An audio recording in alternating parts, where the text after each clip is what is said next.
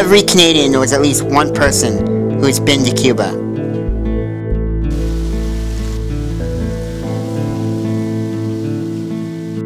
You know, if you asked me a year ago what came to mind when I thought of Cuba, I would have told you three things: beaches, old cars, and Cuban cigars.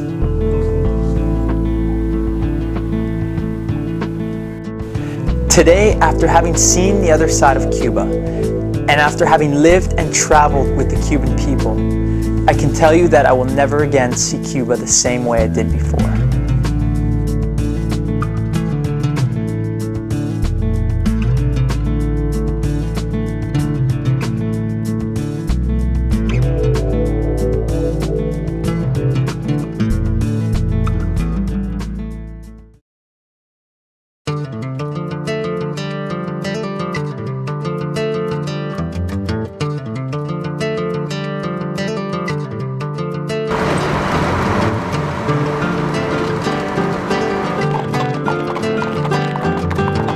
¿Cómo es la vida en Cuba? Very well. Very well. Very well.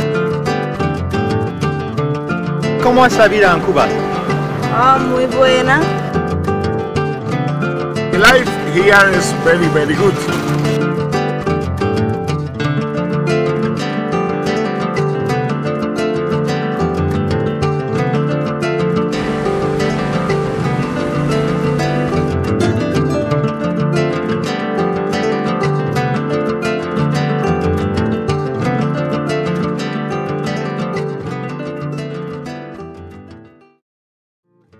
We asked one of the young girls we were talking to what she thought about Venezuelan President Hugo Chavez, since in a few days we'd be interviewing his brother in Havana. And to our surprise, she had quite a bit to say about it. Hugo Chávez nos presta mucha amistad a nuestro comandante Fidel y a nosotros, porque los Estados Unidos son muy malos. Ellos quieren conquistar a Cuba y como no pueden, porque Cuba es muy poderosa. Aquí en Cuba tenemos cosas que ellos no tienen, aunque ellos tengan más dinero, más riquezas y eso, pero nosotros tenemos con el amor que nos da nuestro comandante, nosotros tenemos con eso.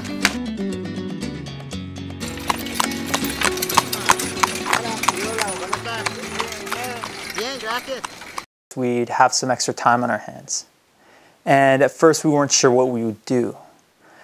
But that was until we met Roberto, the man who would forever change how we viewed life in Cuba.